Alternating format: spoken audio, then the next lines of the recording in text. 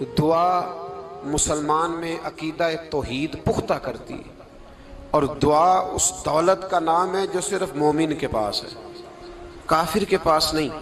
نبی پاک علیہ السلام نے فرمایا الدعاء صلاح المومن، دعا مومن کا ہتھیار ہے، کافر کے پاس یہ ہتھیار نہیں ہے۔ مومن جب اپنے مالک کے حضور دعا مانگتا ہے نا، دنیا میں آپ کسی سے زیادہ مانگے تو وہ ناراض ہو جاتا ہے، وہ کہتا ہے بھائی تو نے تو کام بنا لیا ہے، کل بھی دیا تھا، پرسوں بھی دیا تھا، روز روز تجھے کون دے؟ میرے نبی پاک علیہ السلام نے فرمایا جو اپنے رب سے زیادہ مانگتا ہے رب اس سے زیادہ راضی ہوتا ہے، زیادہ راضی ہوتا ہے۔ اب دعا مخصوص اوقات نہیں دعا کے، فرمایا اذا دعان، جب بھی دعا مانگو گے تمہارا رب تمہاری دعا کو، جب بھی دعا تو دعا کرتے رہنا چاہیے، ہر وقت دعا میں بندہ شامل رہے، اللہ کے ذکر میں شامل۔ یہ جو قرآن مجید نے کہا نا یا ایھا الذین آمنوا اذکروا اللہ ذکرا کثیرا، اے ایمان والو اپنے رب کا ذکر کثرت سے کرو، وسبحوہ بکرۃ واصیلا، اور صبح و شام اسی کی پاکی بیان کرو۔ تو اس سے مراد یہ نہیں ہے کہ تسبیح لے کے سارا دن مسجد میں بیٹھے رہو اور کام کوئی نہ کرو، بلکہ اس کا مطلب یہ ہے کہ روٹی شروع کرو تو اللہ کے نام سے، اختتام کرو تو اللہ کے نام، سو جاؤ تو رب کا نام لے کے، سویرے اٹھو تو اللہ کا نام لے کے، جب تمہیں کوئی چیز اچھی لگے تو ماشاءاللہ کہو، جب کوئی مصیبت آئے تو کہو انا للہ و انا الیہ راجعون۔ تو سارا دن اللہ کا ذکر جاری رہے گا۔ نبی پاک صلی اللہ علیہ وسلم نے مسلمان کو ایک دوسرے سے ملنے کا طریقہ بتایا۔ مصیبت آئے تو کیا کہنا ہے؟ صرف فوتگی پہ نہیں کہنا، اس کی وضاحت کر دو۔ کوئی بھی الذین اذا اصابتہم مصیبہ، جب بھی کوئی مصیبت آئے اللہ کے بندے کہتے ہیں ہم اللہ کی طرف سے آئے ہیں اور اللہ کی طرف ہی ہم نے لوٹ جانا۔ تو میرے عزیز ہر وقت اللہ کا ذکر جاری رہے گا، ہر وقت زبان پہ رب کریم کا۔ دیکھیں نا نبی پاک علیہ السلام نے ہمیں ملاقات کا طریقہ بتایا۔ ایک صحابی آئے تو انہوں نے آ کے کہا السلام علیکم، نبی پاک علیہ السلام نے فرمایا رب تعالیٰ نے اسے 10 نیکیاں عطا فرمائی ہیں۔ دوسرے آئے تو انہوں نے کہا السلام علیکم ورحمۃ اللہ، تو محبوب فرمانے لگے، امام بہقی نے اس کو لکھا ہے، محبوب فرمانے لگے رب کریم نے اسے 20 نیکیاں عطا فرمائی۔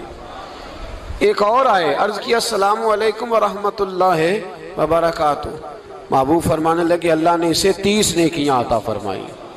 اچھا اس کا مطلب کیا ہے؟ السلام علیکم، تم پر سلامتی ہو، سادہ ترجمہ یہ ہے کہ تم سلامت رہو، تم سلامت رہو، ورحمۃ اللہ وبرکاتہ، تم پر اللہ کی رحمت بھی ہو اور اس کی برکتیں بھی ہو۔ وہ کیا کہتا ہے؟ وہ کہتا ہے وعلیکم السلام، تم پر بھی سلامتی ہو، ورحمۃ اللہ وبرکاتہ، اللہ کی رحمت ہو اور اس کی۔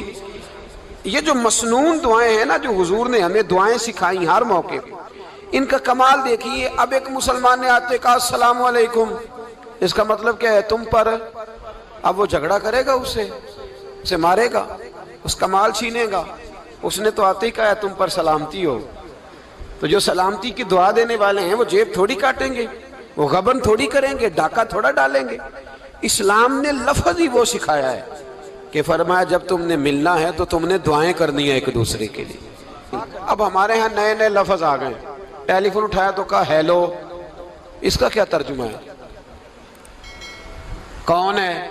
اس کا کیا ترجمہ ہے؟ جی جناب، اس کا کیا مطلب؟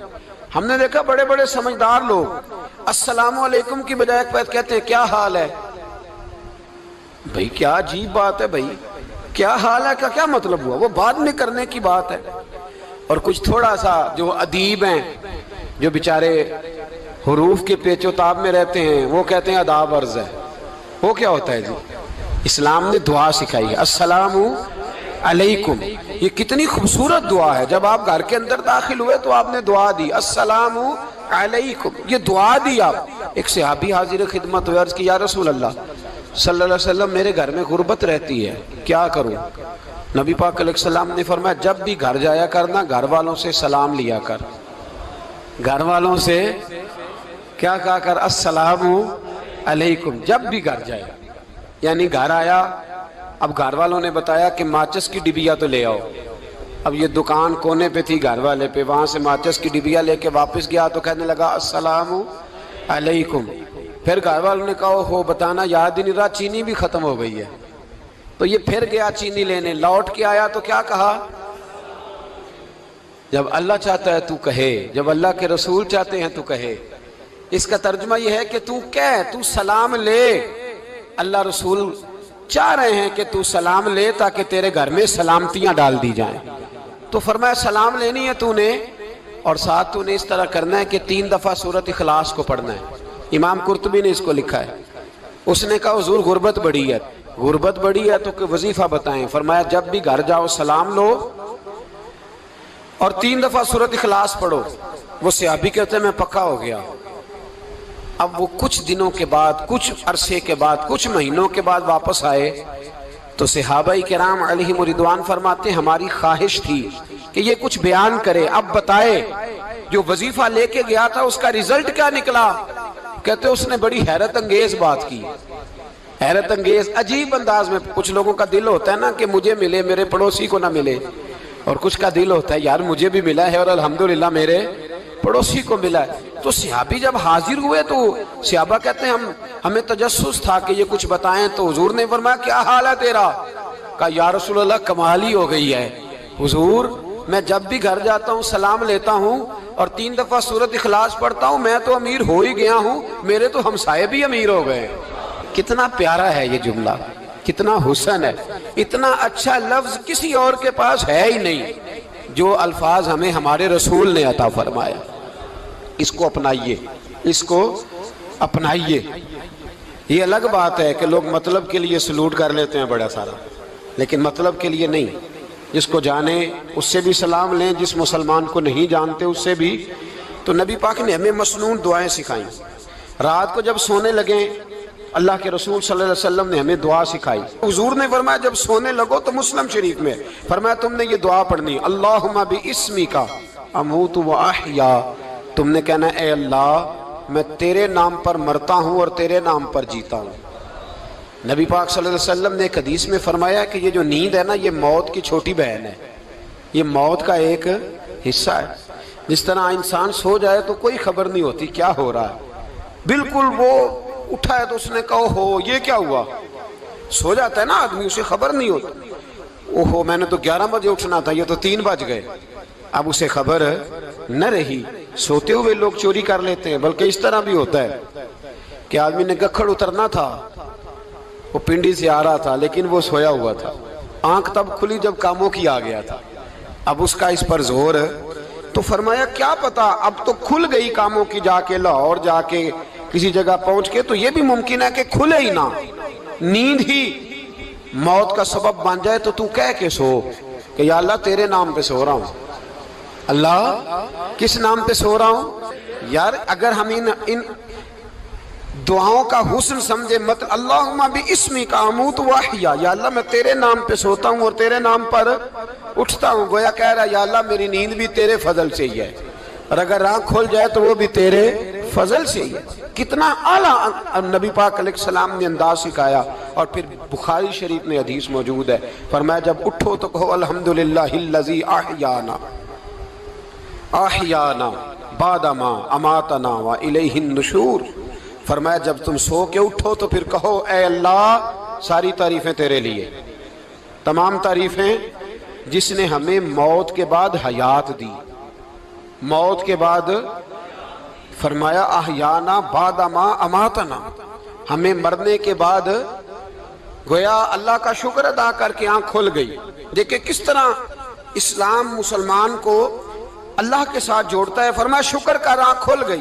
کہ یا اللہ تیرا شکر ہے تو نے موت کے بعد ہمیں دوبارہ حیات عطا فرمائی، یہ شکر ادا کرو. گویا تم یہ نہ کہنا کہ میں اٹھ گیا ہوں تو میرا کمال ہے، یہ نہ سمجھنا میں اٹھ گیا ہوں تو میں بڑا پابند ہوں، جب میں ارادہ کر لوں کہ میں نے 11 بجے اٹھنا ہے تو پھر میں اٹھ جاتا ہوں. یہ نہ کہنا کہ یہ الارم بڑا اچھا ہے، یہ مجھے اٹھا لیتا ہے. ذہن کے اندر خیال کر کہ نیند تو موت کی طرح تھی، یہ جو میں اٹھ گیا ہوں تو اپنے رب کے فضل سے اٹھا ہوں. جو میں اٹھ گیا ہوں، جو ابھی اٹھے ہیں وہ تو بول دینا کم از کم کہ میں اپنے رب کے فضل سے اٹھ گیا. تو دعا سکھائی. پھر دیکھیے نبی پاک صلی اللہ علیہ وسلم نے فرمایا جب تم بیت الخلاء میں جاتے ہو نا، واش روم میں جاتے ہو، تو گندی چیزیں ہوتی ہیں وہاں، شیطان ہوتے ہیں، جنات ہوتے ہیں، یہ گندگی پہ ہوتے ہیں۔ جب تم واش روم جاؤ، بیت الخلا جائے، تب بھی دعا مانگو۔ کیا دعا مانگو؟ وہ دعا بھی نبی پاک صلی اللہ علیہ وسلم نے ہمیں تعلیم فرمائی اور بخاری میں ہے، کہا پڑھا کرو، اللہم انی اعوذ بک من الخبث والخبائث۔ کہو اے اللہ، ناپاک چیزوں سے میں تیری پناہ مانگتا ہوں، وہ نر ہوں یا مادہ ہوں۔ اللہ میں تیری پناہ مانگتا ہوں۔ واش روم کے اندر بہت ساری بری چیزیں ہوتی ہیں، جوان میری بات پر توجہ فرمائیں، وہاں بہت ساری گندی چیزیں ہوتی ہیں۔ انسان کئی دفعہ واش روم میں جاتا ہے، اسے وسوسے زیادہ آتے ہیں، یہ نوٹ کریں میری بات کو۔ اصل میں نا ہم بات ڈھونڈ رہے ہیں علاج اپنی بیماریوں کا، حالانکہ علاج تو سارا مدینے والے رسول کے پاس موجود ہے، محبوب کے پاس ساری دوائیاں ہیں۔